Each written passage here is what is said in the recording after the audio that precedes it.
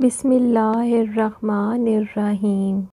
حضرت نوح علیہ السلام کے زمانے میں ایک ایسا طوفان آیا جس سے پوری دنیا ختم ہو گئی تھی۔ اس واقعے کا ذکر اللہ تبارک تعالیٰ نے قرآن مجید میں بھی فرمایا ہے۔ حضرت نوح علیہ السلام کون سے نبی تھے، آپ نے کشتی کب اور کیسے بنائی، اور اللہ پاک نے اتنا بڑا طوفان نازل کیوں فرمایا؟ پوری دنیا ختم ہو جانے کے بعد جو لوگ کشتی میں رہ گئے، انہی سے دنیا آباد ہوئی۔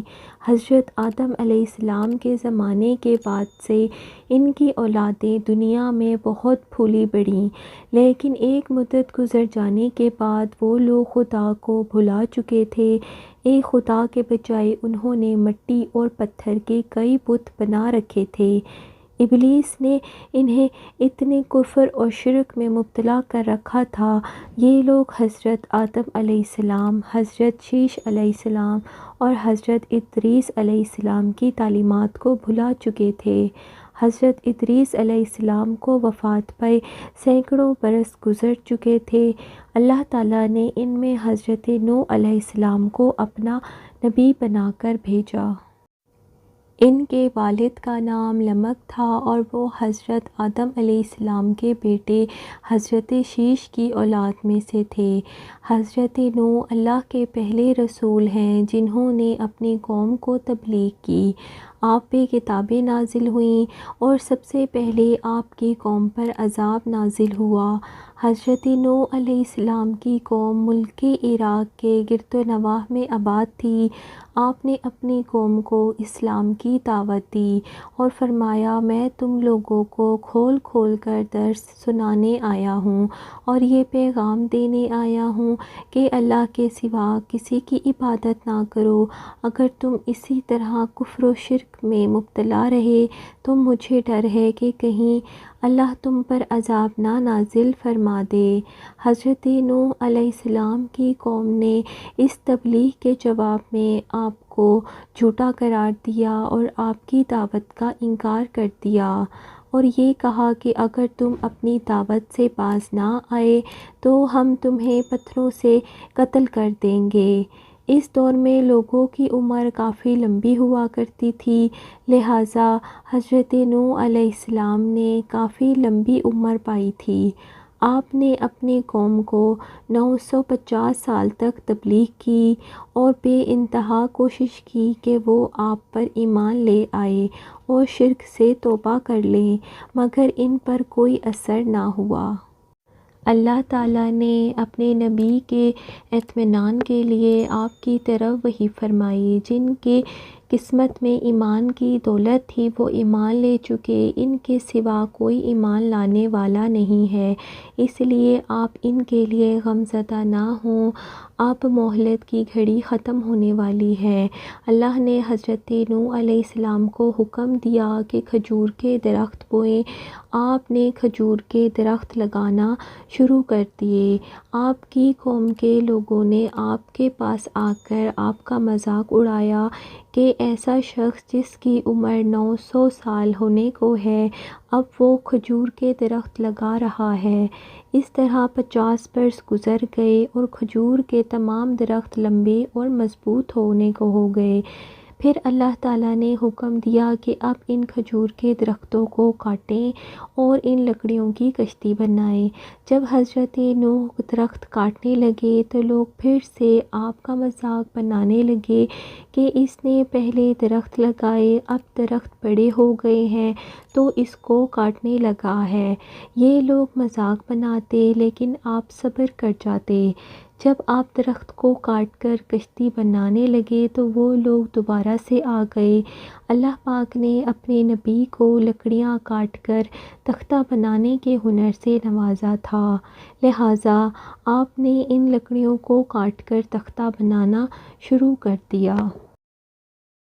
جب لوگوں نے آپ کو کشتی بناتے دیکھا تو پھر سے مذاق بنانے لگے کہ اب تم نبوت چھوڑ کر کشتی بنانے لگے ہو، لیکن انہوں نے صبر کیا اور آپ نے فرمایا، اے نافرمانوں، آج تم میرا مذاق اڑا رہے ہو، لیکن اللہ کا عذاب طوفانی شکل میں آئے گا۔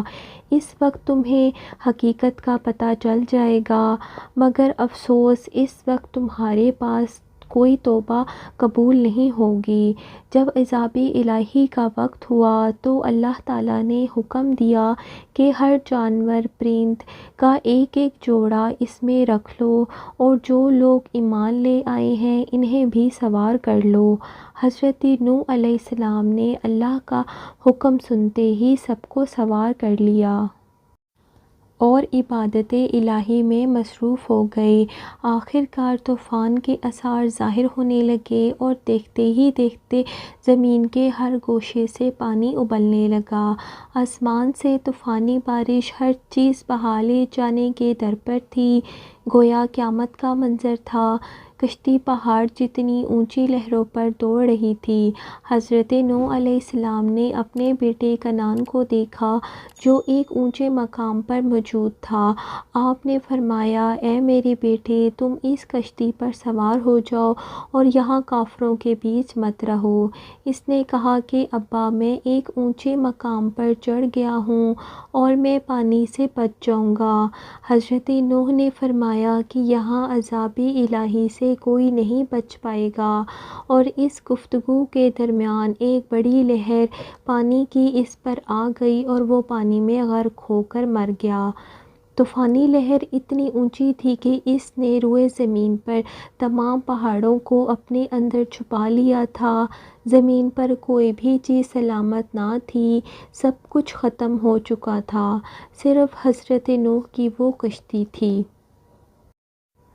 جو اللہ کی مدد سے پانی کی موجوں میں تیر رہی تھی۔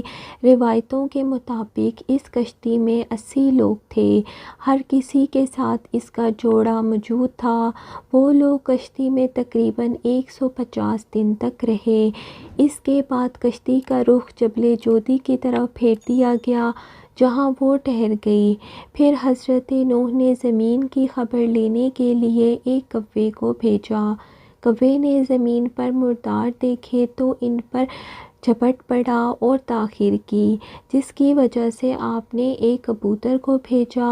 کبوتر ایک زیتون کا پتا لے کر آیا اور اس کے پاؤں کیچڑ سے لتھڑے پڑے تھے۔ اس سے لوگوں نے اندازہ لگایا کہ زمین خشک ہو چکی ہے۔ حضرت نوح علیہ السلام نے جودی پہاڑ پر اترے اور ایک بستی کی تعمیر کی جس کا نام سمانین رکھا، اور پھر وہاں سے نسل انسانی کی شروعات ہوئی۔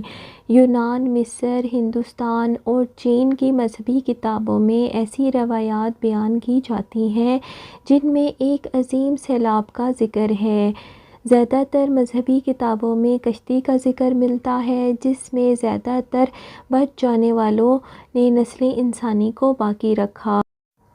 بے شک یہ دنیا طوفان ہے، شیطان بھٹکانے والا ہے، اور انبیاء اکرام کشتی نوح ہے۔ جس نے ان کی پیروی چھوڑ دی وہ ان کے بیٹے کنعان کی طرح ہلاک ہوا۔